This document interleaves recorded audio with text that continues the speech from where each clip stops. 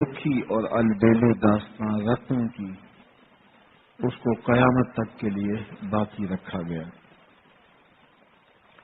حج میں غمی جمار کے بعد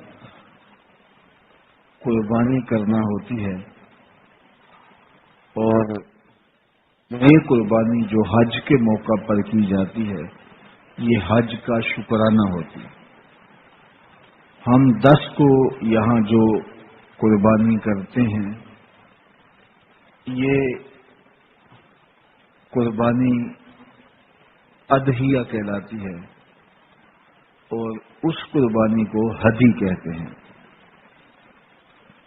اللہ کے محبوب علیہ السلام 63 اونٹ قربانی کے لیے اپنے ساتھ لے کر آئے تھے۔ حضرت علی المرتضیٰ رضی اللہ تعالیٰ عنہ یمن سے تشریف لائے تو حضور علیہ السلام کے لیے 37 اونٹ انہوں نے پیش کیے۔ تو جب قربانی کا مرحلہ آیا تو حضور کی جانب سے 100 قربانیاں پیش کی گئیں۔ 63 قربانیاں حضور نے اپنے ہاتھ سے ذبح فرمائیں، اور باقیوں کے لیے حضرت علی المرتضیٰ رضی اللہ تعالیٰ عنہ کو اپنا وکیل بنایا۔ 5 اونٹ حضور کی خدمت میں پیش کیے جاتے اور حضور ان کو ذبح فرماتے۔ روایات میں آتا ہے جب 5 اونٹ حضور کی خدمت میں لائے جاتے تو وہ ایک دوسرے سے آگے بڑھ کے ذبح ہونے کے لیے لیٹ جاتے کہ حضور کے ہاتھوں سے اگر ذبح ہونا نصیب ہو تو یہ زندگی کی ضمانت ہے۔ کیا رنگ تھے، کائنات کی ہر شے حضور کو پہچانتی بھی تھی، حضور کو مانتی بھی تھی۔ فرمایا سرکش انسانوں اور سرکش جنوں کے علاوہ کائنات کی ہر شے اس بات کو جانتی ہے کہ میں اللہ کا رسول ہوں۔ سرکش جن اور سرکش انسان نہیں مانتے، ضد کرتے ہیں، انکار کرتے ہیں، تمرد کا شکار ہوتے ہیں، لیکن باقی پوری کائنات اللہ کے محبوب کے قصیدے پڑھتی ہے، حضور پر ایمان رکھتی ہے۔ یار جانور کیا، درخت کیا، خشک پیڑ بھی اور خشک تنے بھی ان کی یاد میں آنسو بہاتے ہیں۔ آؤ میں تمہیں محبت کی ایک انوکھی داستان سناؤں۔ مسجد نبوی کا ماحول ہے، حضور منبر پہ جلوہ فراز ہوئے۔ یہ پہلا دن تھا کہ حضور منبر پہ تشریف فرما ہوئے۔ ابھی خطبے کا آغاز نہیں ہوا کہ مسجد کے ایک کونے سے رونے کی آواز آنے لگی۔ رونے والا اس درد سے روتا ہے کہ لگتا ہے کہ ابھی کلیجہ پھٹ جائے گا۔ کنا قتل خلوج، جس پر اونٹنی کا بچہ بچھڑ جائے تو وہ اونٹنی اس کی جدائی میں تڑپتی اور روتی ہے، رونے والے کا رونا بھی کچھ اس انداز کا ہے۔ صحابہ دائیں بائیں دیکھتے ہیں لیکن رونے والا دکھائی نہیں دیتا۔ عجیب اضطراب کی کیفیت ہے، اور رونے والا اس درد سے روتا ہے کہ سینوں میں کلیجے پھٹ رہے ہیں۔ فنزل النبی صلی اللہ علیہ وآلہ وسلم عن المنبر، حضور منبر سے نیچے تشریف فرما ہوئے۔ مسجد نبوی کے ایک کونے میں حضور تشریف لے گئے۔ کھجور کا خشک تنا پڑا ہوا تھا، یہ رونے کی آواز اس تنے سے آ رہی تھی۔ حضور جب واز کرتے تو اس وقت منبر نہیں تھا، یہ تنا نصب تھا اور حضور اس کے ساتھ ٹیک لگا کے واز کرتے تھے۔ آج منبر آیا تو لوگوں نے اس کو اٹھا کر کے ایک سمت رکھ دیا، وہ حضور کی جدائی کا صدمہ گوارا نہ کر پایا اور وہ سسکیاں لے لے کے رونے لگا۔ اس کے رونے سے مسجد نبوی گونج اٹھی، اور صحابہ اس منظر کو اپنی آنکھوں سے دیکھ رہے ہیں کہ آقا کریم علیہ السلام منبر سے اتر کے اس تنے کے پاس تشریف لے گئے اور اپنا دست شفقت اس تنے پہ پھیرتے رہے۔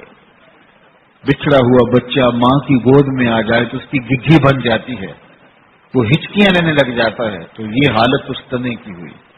آقا کریم نے اسے اپنی باہوں میں لے لیا، پھر اس پر دستے شفقت پھیرتے رہے، اس کی سسکیاں تھمتی رہیں، اس کی ہچکیاں بتدریج کم ہوتی رہیں، پھر وہ خاموش ہو گیا۔ صحابہ یہ منظر کھلی آنکھوں سے دیکھ رہے تھے۔ خیر آقا کریم وہاں سے دوبارہ آ کے ممبر پہ جلوہ فرما ہوئے تو صحابہ کی آنکھوں میں سوال تھا کہ یہ کیا ماجرا ہوا؟ ایک خشک تنا زاروں کے تار روئے، آج تک تو ایسا ہوا نہیں کبھی۔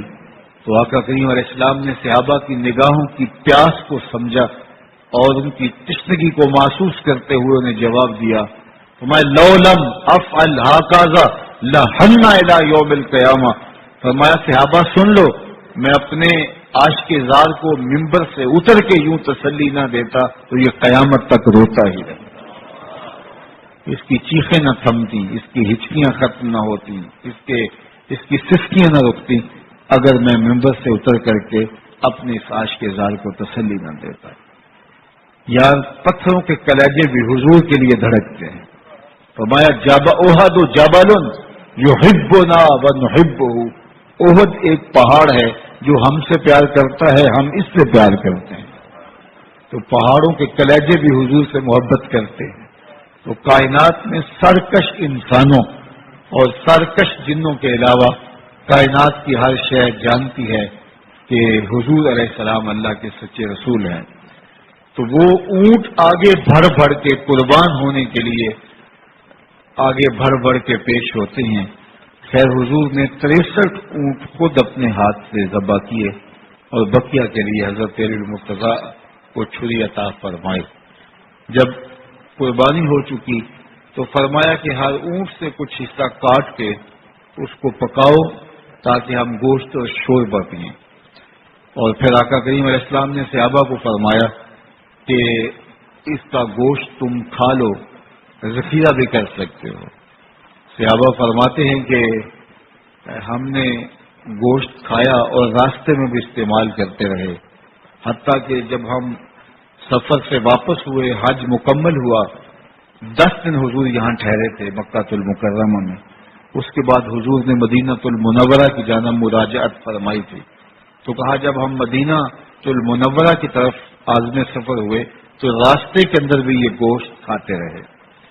تو حضور علیہ السلام نے اس گوشت کے کھانے کا حکم بھی دیا اور لوگوں میں اس گوشت کو تقسیم بھی کیا۔ پھر اس کے بعد آقا کریم اپنے خیمہ نوری میں تشریف فرما ہوئے، اور یہ مسجد خیف کے قریب حضور کا خیمہ تھا۔ تو وہاں حضور نے پہنچ کر حلاق کو بلایا کہ میرا حلق کیا جائے، اس لیے کہ قربانی کے بعد جو کام حاجی نے کرنا ہوتا ہے وہ حلق کروانا ہوتا ہے۔ تو حضرت معمر بن عبداللہ رضی اللہ تعالی عنہ کو یہ سعادت نصیب ہوئی کہ انہوں نے حضور علیہ الصلاۃ والسلام کا حلق کیا۔ تو آقا کریم علیہ الصلاۃ والسلام نے حضرت معمر کے سامنے اپنا سر رکھتے ہوئے فرمایا کہ معمر تیرے ہاتھ میں اس طرح ہے اور میں اپنا سر تیرے قبضے میں دینے جا رہا ہوں۔ تو حضور نے مزاح فرمایا تو حضرت معمر نے عرض کی حضور یہ میرے لیے اعزاز کی بات ہے، آپ نے مجھے عزت بخشی۔ پھر دائیں جانب سے حضور کے سر انور سے انہوں نے بال اتارے، حلق کیا۔ تو آقا کریم نے حضرت ابو طلحہ انصاری رضی اللہ تعالی عنہ کو بلایا، یہ حضرت ام سلیم کے شوہر ہیں۔ فرمایا گیا کہ ام سلیم جیسی بیوی نہیں اور ابو طلحہ جیسا شوہر نہیں۔ اللہ اکبر۔ حضرت انس بن مالک رضی اللہ تعالیٰ عنہ جو حضور کے خادم تھے، حضرت ام سلیم نے ہی ان کو بازو سے پکڑا تھا اور حضور کی خدمت میں 7 یا 8 سال کی عمر تھی ان کی، تو پیش کیا تھا حضور یہ گھر کے کام کاج کرے گا، یہ آپ کی نوکری کیا کرے گا۔ تو 10 سال حضرت انس بن مالک رضی اللہ تعالی عنہ نے حضور کے گھر کی نوکری کی ہے۔ تو ام سلیم نے حضرت ابو طلحہ سے شادی کی تھی، تو حضرت ابو طلحہ انصاری رضی اللہ تعالی عنہ کو حضور نے یہ اعزاز دیا کہ تم ان بالوں کو جو معمر بن عبداللہ نے کاٹے ہیں، حلق کیا ہے، صحابہ میں تقسیم کر دو. اور پھر صحابہ حضور کے بالوں کو لینے کے لیے دیوانہ وار آگے بڑھ رہے تھے اور حضور کے بال منہ مبارک تقسیم ہو رہے تھے. یار کہیں لڈو تقسیم ہو رہے ہوں، کہیں مٹھائی تقسیم ہو رہی ہو، کہیں کوئی اور دولت بانٹی جا رہی ہو. کتنا خوش نصیب طبقہ تھا کہ حضور کے منہ مبارک بانٹے جا رہے تھے، اور یہ لینے والے حضور کے مبارک بالوں کو لے رہے تھے. اور یہ دنیا و ما فیہا سے بہتر سرمایہ ہے حضور کے منہ مبارک، کیونکہ حضور کا جزو بدن ہے.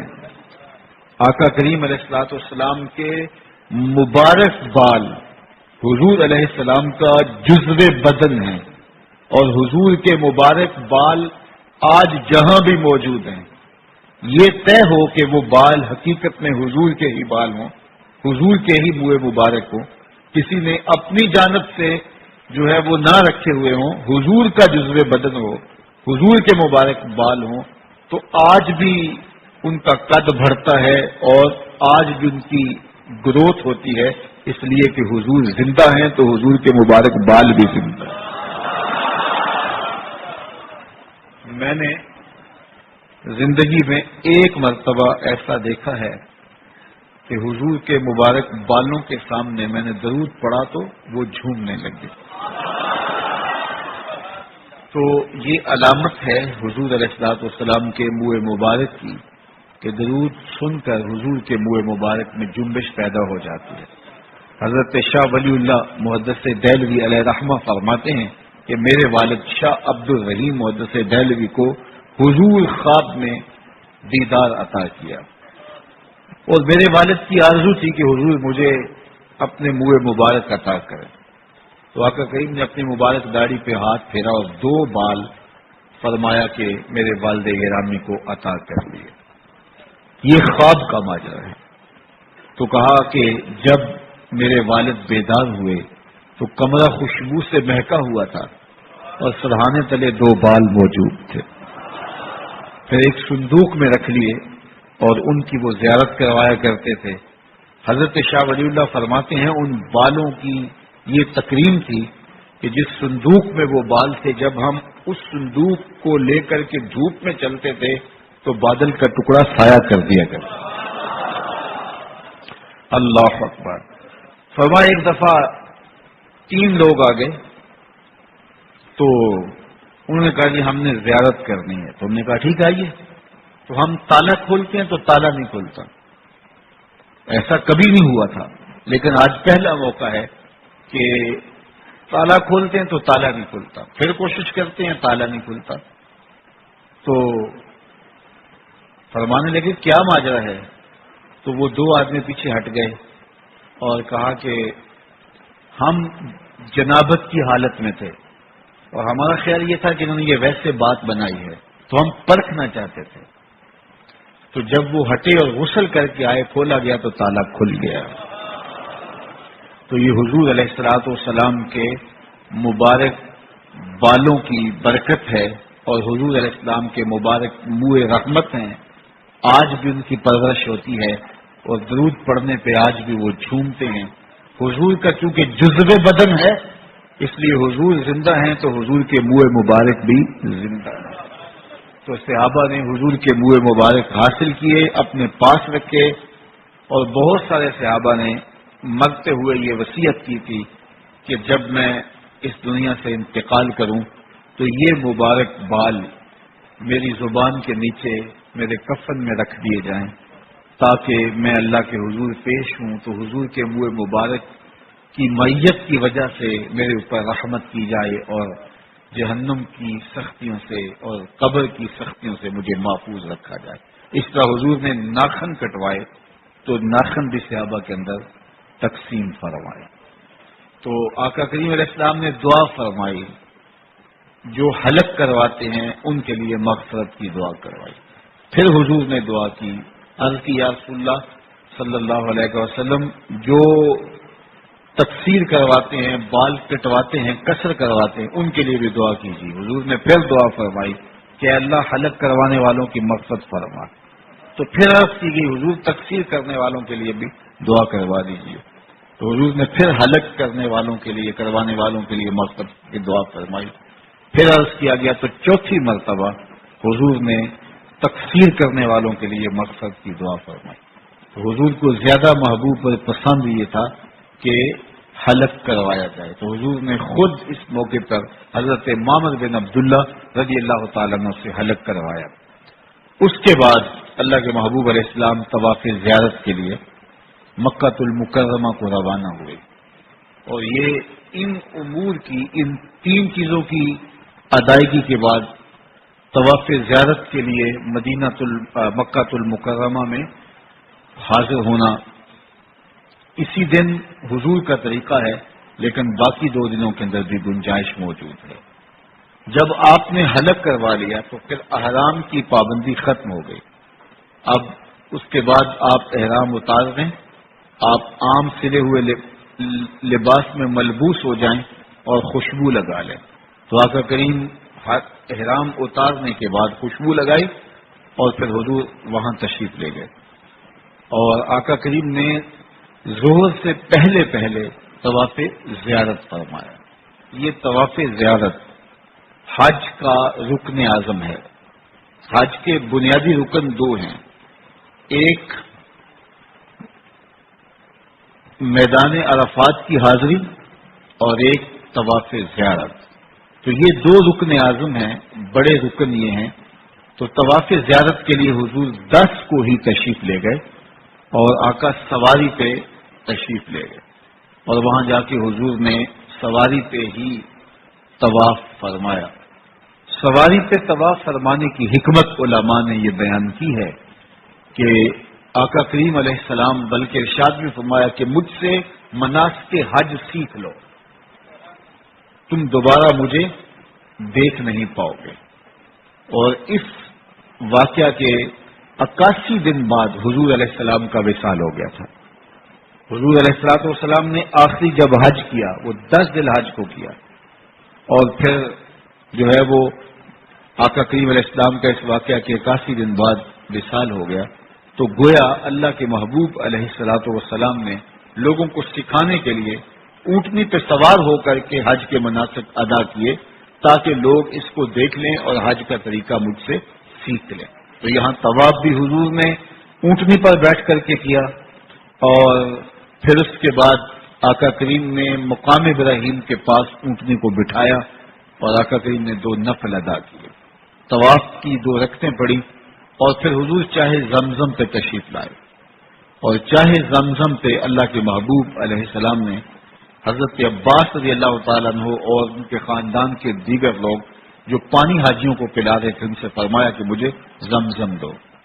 تو انہوں نے حضور کو زمزم دیا تو حضور نے کھڑے ہو کر کے آب زمزم پیا اور حضور کا بچا ہوا زمزم حضرت اسامہ رضی اللہ تعالی عنہ اسامہ بن زید بن حارثہ رضی اللہ تعالی عنہ نے پیا.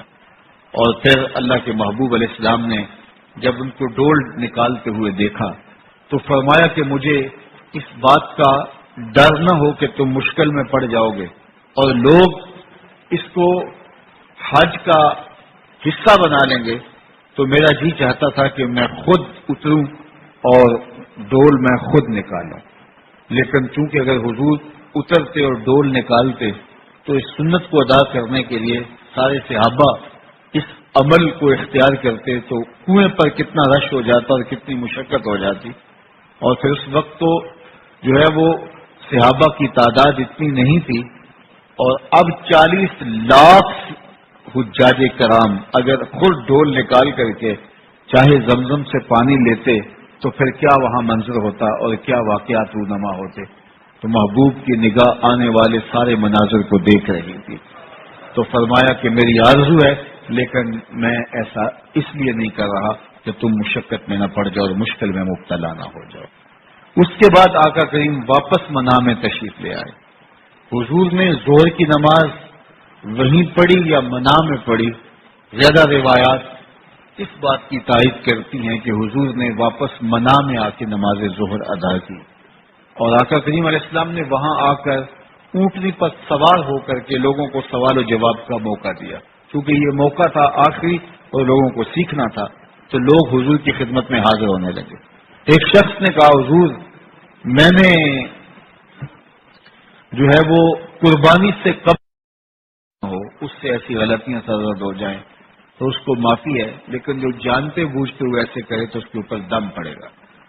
تو پھر اللہ کے محبوب علیہ السلام نے یہ دن منا میں گزارا اور رات بھی منا میں گزاری۔ کچھ وقت کے لیے حضور دوبارہ حرم میں تشریف لے گئے، اور وہ چونکہ ازواج نے ابھی طواف زیارت نہیں کیا تھا تو ان کے ساتھ حضور تشریف لے گئے، اور پھر واپس آ کر منا میں حضور نے شب گزاری، اگلے دن رمی فرمائی، اور پھر رات کو حضور نے یہیں قیام فرمایا۔ تھوڑے وقت کے لیے حضور حرم میں تشریف لے جاتے، پھر اگلا دن، پھر شب، پھر اگلا دن، 3 راتیں، اور یہ دن اللہ کے محبوب نے یہاں گزارے۔ اور پھر رمی کو مکمل کرنے کے بعد حضور واپس مکے کی جانب روانہ ہوئے، تو محسب کے مقام پر اللہ کے محبوب علیہ الصلوۃ والسلام نے قیام فرمایا۔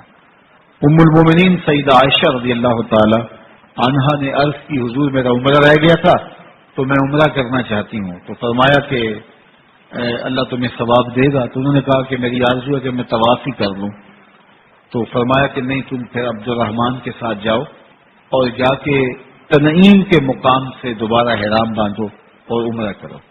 تو وہ ان کے ساتھ گئیں اور دوبارہ عمرہ کیا، تو پھر جب واپس یہاں آئیں اتنی دیر تک حضور یہاں منتظر رہے، تو پھر آقا کریم نے مکے کی جانب جو ہے وہ عازم سفر ہوئے، تو حضور تہجد کے وقت وہاں پہنچے اور طواف وداع اللہ کے محبوب نے اس وقت وہاں فرمایا، اور اس کے بعد نماز فجر کی اذان پکاری گئی، آقا کریم نے جماعت کروائی، سورۃ طور کی تلاوت کی، اور اس کے بعد وہاں سے اللہ کے محبوب علیہ السلام مدینے کی جانب مراجعت فرمائی۔ مدینۃ المنورہ منزل بمنزل اللہ کے محبوب اب بڑھ رہے ہیں۔ راستے میں غدیر خم کے موقع پر 18 ذی الحج کو اللہ کے محبوب علیہ الصلوۃ والسلام نے ایک خطبہ ارشاد کیا تھا، جس کو خطبہ غدیر کہتے ہیں، اور وہ حضرت سیدنا علی المرتضیٰ رضی اللہ تعالیٰ عنہ کا ہاتھ پکڑ کے اللہ کے محبوب نے فرمایا تھا من کنت مولا ہو فہذا علی مولا، جس کا میں مولا ہوں اس کا علی مولا ہے۔ اور پھر آقا کریم مدینے کی جانب روانہ ہوئے، سوئے مدینہ حضور علیہ الصلوۃ والسلام کی روانگی ہوئی، تو اللہ کے محبوب علیہ السلام جو ہی مدینۃ المنورہ کے قریب پہنچے اور دور سے مدینہ کے دیوار و در دکھائی دیے، تو حضور نے اپنی اونٹنی کو ایڑ لگا دی۔ اپنی سواری کو حضور تیز کر لیا کرتے تھے جب شہر مدینہ کو دیکھتے تھے۔ شوق مدینہ اللہ کے محبوب علیہ الصلوۃ والسلام کی اونٹنی کی تیزی کا سبب بنتا، اور پھر جب احد نظر آیا، جبل احد، تو اللہ کے محبوب نے ارشاد فرمایا احد جبل یحبنا ونحبہ، احد ایسا پہاڑ ہے جو ہم سے پیار کرتا ہے، ہم اس سے پیار کرتے ہیں۔ وہ پہاڑ ہو کے اللہ کے رسول سے پیار کرتا ہے، پہاڑ ہو کے محبت رسول اور عشق رسول کی دولت بیدار اپنے سینے میں رکھتا ہے۔ آپ جانتے ہیں یہی پہاڑ تھا جس کی چھاتی پہ حضور، حضرت ابو بکر صدیق، حضرت عمر، حضرت عثمان رضی اللہ تعالی عنہما نے قدم رکھے، تو یہ خوشی سے جھوم اٹھا، تو اللہ کے محبوب نے اپنی ایڑی زور سے مارتے ہوئے پہاڑ کو مخاطبہ کرتے ہوئے فرمایا پہاڑ ٹھہر جا، جانتا نہیں تیرے اوپر اللہ کا ایک نبی، ایک صدیق اور 2 شہید ہیں۔ تو پہاڑ حضور سے پیار کرتا ہے، اور جب محب کے ویڑے میں محبوب آئے تو پھر محب کے لاڈ اور اس کی خوشیاں دیکھنے والی ہوتی ہیں، تو اس نے رقص کرنا شروع کر دیا کہ حضور آئے ہیں، تو آقا کریم علیہ السلام نے اس پر ایڑی لگائی اور فرمایا کہ اے پہاڑ، اے احد ٹھہر جا۔ ملا علی قاری علیہ رحمہ نے یہاں بڑی پتے کی بات لکھی ہے، آپ فرماتے ہیں کہ وہ وجد میں آ گیا، اور آقا کریم نے اس پر اپنی ایڑی مار کر کے اس کو سکون کی طرف بلایا، تو فرمایا ایک ہوتے ہیں اصحاب وجد اور ایک ہوتے ہیں جو ہے وہ اہل ضبط، اصحاب ضبط، تو فرمایا کہ وہ وجد میں مبتلا ہوا تو حضور نے اس کو ضبط کی طرف بلایا، اس سے یہ ثابت ہوا کہ اصحاب وجد سے اصحاب ضبط افضل ہیں۔ حضرت شیخ احمد مجدد الفسانی علیہ رحمہ، آپ پر جب بہت زیادہ کیفیت طاری ہوتی تو زیادہ سے زیادہ یہ ہوتا کہ آپ کے چہرے کا رنگ بدل جاتا اور چند آنسو آپ کی آنکھوں سے ٹپک جاتے۔ تو یہ کیفیت اہل ضبط کی ہے، شراب عشق پی کر جو نہ بہکے ظرف اس کا ہے کہ ایک ایک بوند اس کی رکھتی ہے تاثیر مہکانا۔ تو اس کو وجد سے ضبط کی طرف اللہ کے محبوب نے بلایا۔ تو پہاڑ سے حضور پیار کرتے تھے اس لیے کہ وہ حضور سے پیار کرتا تھا۔ تو اللہ کے محبوب علیہ السلام اپنی سواری کو تیز کر لیا اور شہر مدینہ میں اللہ کے محبوب داخل ہوئے۔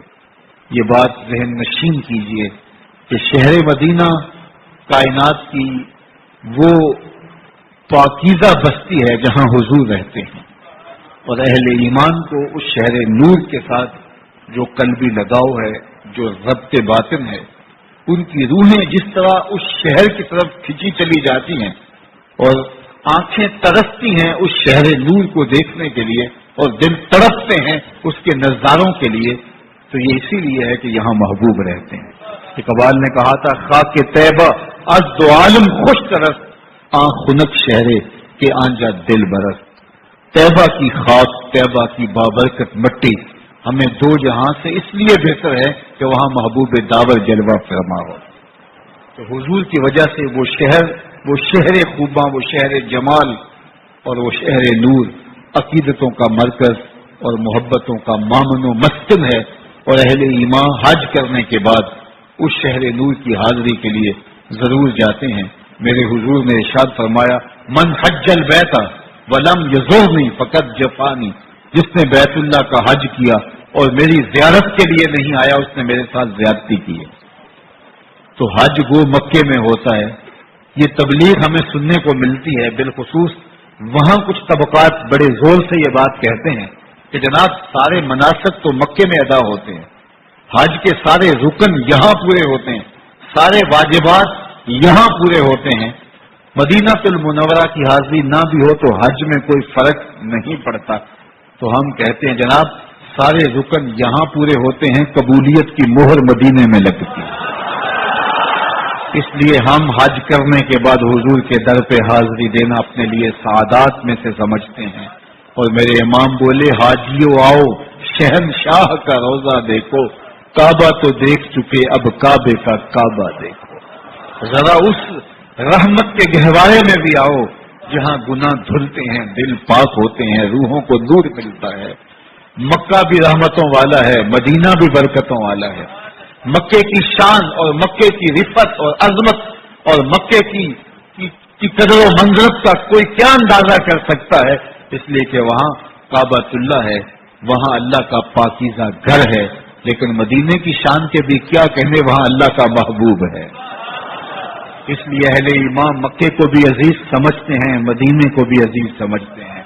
ایک آنکھ مکہ ہے، ایک آنکھ مدینہ ہے، قرار قلب مدینہ ہے، تسکین جاں مدینہ ہے، روح کی تسکین مدینہ ہے، دلوں کی دھڑکن مدینہ ہے۔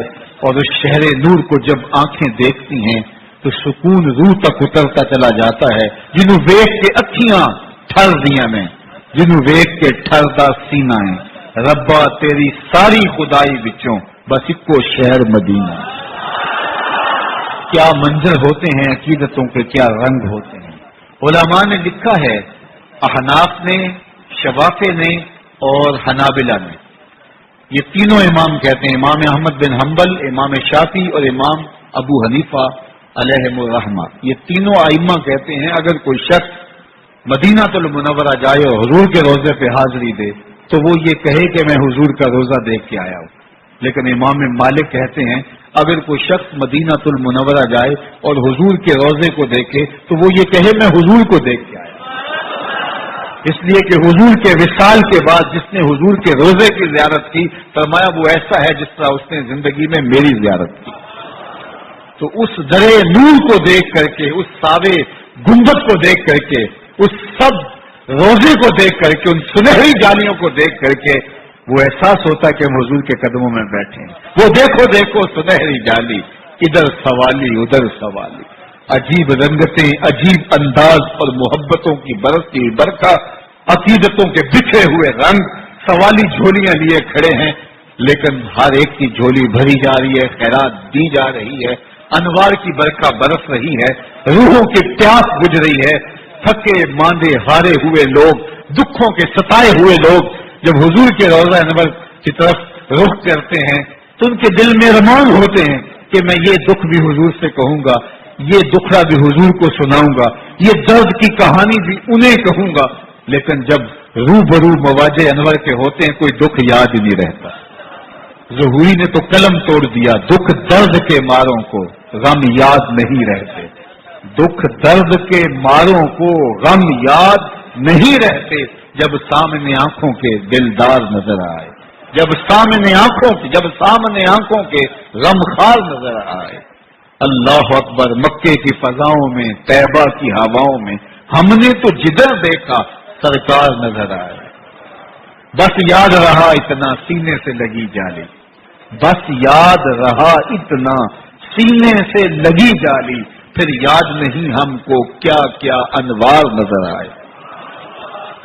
اللہ اکبر، تو وہ کیا منظر ہوتا ہے، وہ کیا گھڑیاں ہوتی ہیں جب زائر حج کے بعد یہاں حاضر ہو رہا ہوتا ہے اور حضور کے روبرو اس کی حاضری ہو رہی ہوتی ہے، وہاں سے گناہوں سے دھل کے پاک ہو کے جو شخص حج کرتا ہے، صحیح حدیث ہے، وہ گناہوں سے ایسے دھل جاتا ہے جیسے ابھی ماں کے پیٹ سے جنم لیا ہو، تو ستھرا ہو کے صاف ہو کر کے پھر محبوب کی چوکھٹ پہ حاضر ہوتا ہے، اور آقا کریم علیہ السلام اس پہ کیسی شفقتیں کرتے ہیں۔ یہ بیان کرنے اور گفتگو میں سمونے کا مضمون نہیں ہے، یہ کیفیات ہیں جو محسوس کی جا سکتی ہیں۔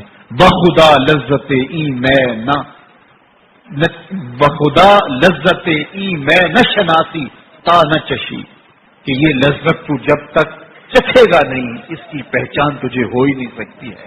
تو میری دعا آپ سب کے نام ہے کہ اللہ آپ سب کو بار بار حج بیت اللہ اور زیارت روضہ رسول صلی اللہ علیہ وآلہ وسلم نصیب فرمائے، بار بار جائیں، زندگی میں یہ سعادات نصیب ہوں۔ بہت سارے لوگ ہیں کہ جن کی یہ شدید آرزو ہوتی ہے، ہمارے پاس نوجوان آتے ہیں تو بہت سارے لوگوں کی یہ آرزو ہوتی ہے کہ آپ دعا کیجئے کہ میں اپنے ماں باپ کو حج کروا سکوں، اللہ ان کی دعائیں پوری کر دے، ان کی دعائیں مستجاب کرے، ان کی یہ آرزو پوری کر دے۔ اللہ جب بھی اپنے محبوب کی چوکھٹ اور اپنی بارگاہ میں حاضری کا موقع اور شرف دیتا ہے تو یقیناً جن لوگوں کو یہ سعادت نصیب نہیں ہو سکی کہ وہ اپنے ماں باپ کو حج کروائے، تو انہیں بعد میں اللہ اگر سعادات نصیب کر دیتا ہے تو وہ اس چیز کو شدت سے محسوس کرتے ہیں۔ انشاءاللہ آئندہ جمعۃ المبارک ہم اللہ کے حرم میں ہوں گے اور حج کی سعادت انشاءاللہ اللہ نے چاہا تو نصیب ہوگی۔ تو میں جب بھی حج کے لیے جاتا ہوں تو میری شدید آرزو تھی اپنی زندگی میں، جوانی میں، کہ میری والدہ میرے ساتھ حج پہ جائے، لیکن وہ سعادات، وہ لمحے مجھے نصیب نہ ہو سکے۔